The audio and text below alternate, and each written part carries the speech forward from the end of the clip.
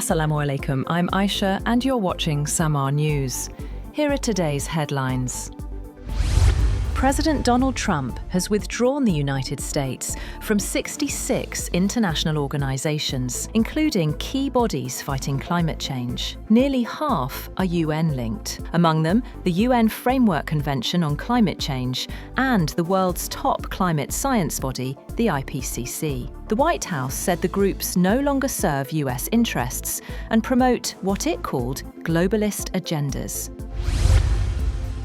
Reacting to the news, China said Washington's reported withdrawal from dozens of international organizations is nothing new. Beijing said multilateral bodies exist to serve shared global interests, not the priorities of one country. Foreign Ministry spokesperson Mao Ning warned that weakening the UN system risks power politics and instability, especially for smaller nations.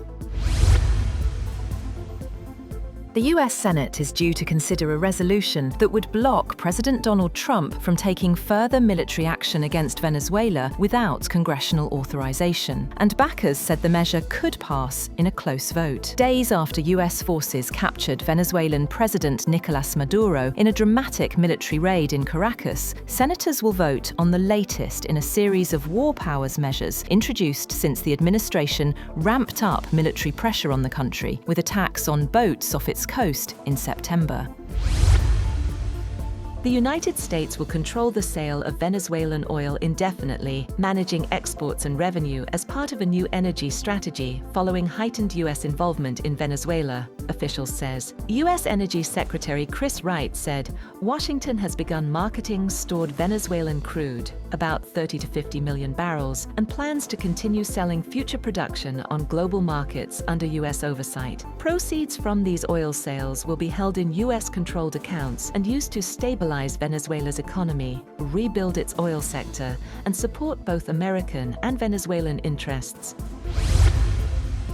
Venezuela's Interior Minister Diosdado Cabello says that around 100 people were killed in the U.S. military operation that ousted President Nicolas Maduro on Saturday and led to his capture, marking Caracas's first official casualty count. Cabello said the toll far exceeds earlier figures, with the Venezuelan army previously publishing a list of 23 soldiers killed. He accused U.S. forces of killing much of Maduro's security detail in cold blood. Cuban authorities have also reported dozens of deaths among Cuban military and intelligence personnel in Venezuela.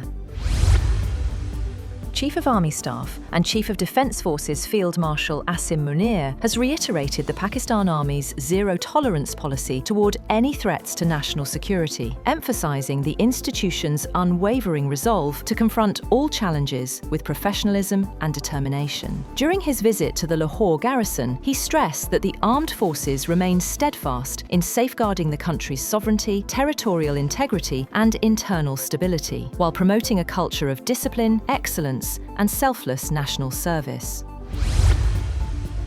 Pakistan Air Force Air Chief Marshal Zaheer Ahmed Babar Sidhu has paid an official visit to Saudi Arabia, where both sides held detailed discussions on defence collaboration and regional security challenges. It was mutually agreed to further strengthen defence cooperation between Pakistan and Saudi Arabia. The Pakistan-Saudi Defence Agreement was described as a symbol of mutual trust, shared values, and brotherly relations between the two nations. Both countries agreed to increase joint training initiatives and operational cooperation. The Saudi leadership praised the professionalism and high combat readiness of the Pakistan Air Force. President Donald Trump has endorsed a bipartisan bill allowing the U.S. to impose sanctions on countries purchasing Russian oil, including China, India, and Brazil. Senator Lindsey Graham, RSC, said Trump greenlit the Sanctioning Russia Act after a very productive meeting with lawmakers. The legislation, co-drafted by Graham and Democrat Richard Blumenthal, would give Trump authority to levy tariffs of up to 500% on imports from nations trading with Russia's energy sector. This bill will allow President Trump to punish countries buying cheap Russian oil fueling Putin's war machine, Graham said, adding it provides tremendous leverage against China, India, and Brazil to curb purchases of Russian crude financing Moscow's military operations. And Pakistan's premier 2020 cricket competition, the Pakistan Super League, has expanded to 8 teams after a record-breaking franchise auction, adding Hyderabad and Sialkot to the tournament. The Pakistan Cricket Board said the 2 new teams were sold for a combined $12.79 million, the highest valuations in PSL history. PCB officials said the expansion reflects growing commercial confidence and strengthens the league's long-term outlook. That's all for now. For more updates, visit www.samaa.tv. Thank you for watching Samaa News.